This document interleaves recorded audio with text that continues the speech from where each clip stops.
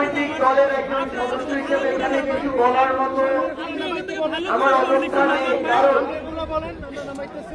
আমি আমার নিকট আত্মীয়ের বাড়ি যাওয়ার পূর্বে আপনাদের সামনে এসে হাজির হয়েছি। আমি এখন পর্যন্ত আমার নিকট আত্মীয়ের যে বাসা সেখানে যাইনি।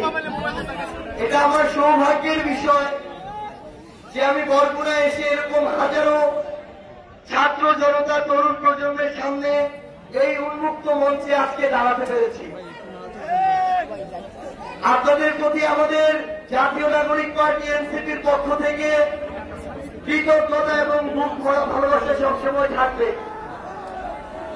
আমরা যখন দেশ গড়তে জুলাই পদযাত্রায় বের হই, সেই জুলাই পদযাত্রায় আমার বরিশাল থেকে বরগুনা আসার সুযোগ হয়েছিল।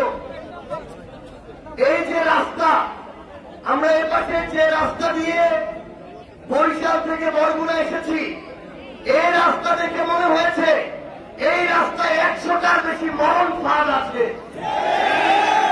বরগুনার মানুষের জন্য এই রাস্তায় যতটুকু না সোজা রাস্তা আছে, তার চেয়ে বেশি রাস্তার বাঁক আছে।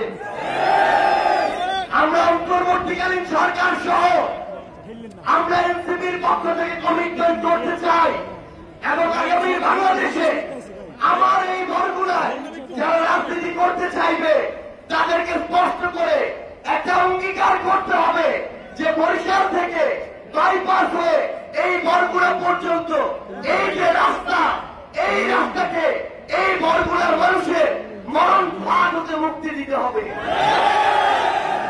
আমরা বরগুনা শহরের অলিতে গলিতে ঘুরেছি। এই বরগুনা শহরের রাস্তাঘাট দেখে আমাদের শুধু একটা জিনিস মনে পড়ছিল, ওই হাসিনা যে দেশ ছেড়ে পালিয়েছে, আমরা জানতাম ওই হাসিনা এই দক্ষিণবঙ্গকে নাকি উন্নয়নের জোয়ারে ভাসিয়ে দিয়েছে।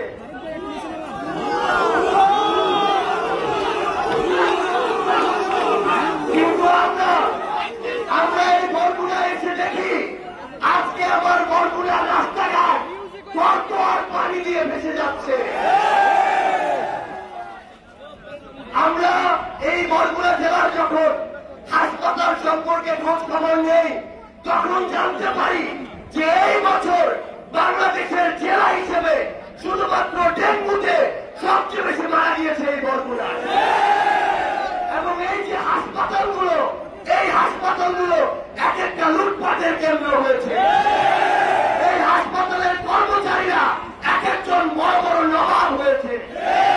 এই হাসপাতালে ডাক্তার থাকে না। আমাদের যারা সহযোদ্ধারা আমাদের বলেছে অভ্যুত্থানের সময় এই সদর থানার ওসি সামনে থেকে আমাদের সহযোদ্ধাদের লাঠিচার্জ করেছে। আমরা স্পষ্ট করে বরগুনার পুলিশের যারা রয়েছে, আমরা এসপি থেকে ওসি থেকে সবাইকে বলি, আপনারা বরগুনার জনগণের পুলিশ হয়ে উঠুন। যদি বরগুনায় কোন দলের পুলিশ হয়ে উঠেন, তাহলে আগামী বাংলাদেশে আপনাদের আর জায়গা হবে না। 24-এ পার পেয়ে গিয়েছেন, পরের বার জান দিয়েও পালাতে পারবেন না।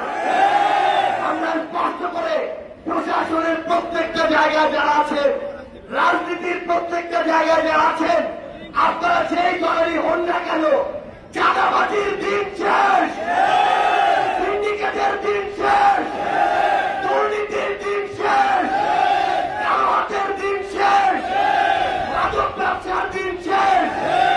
দিনের বেলা বড় বড় লেকচার মারবেন আর রাতের আধারে মাদকের ভাত দিবেন, এই দিন আর নাই।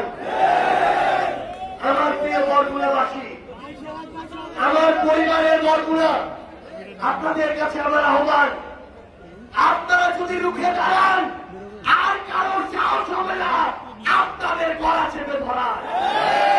24-এ আপনারা দলমত নির্বিশেষে রুখে দাঁড়িয়েছিলেন বলে হাসিনার মতো এত বড় ফেরাউনের পতন হয়েছে।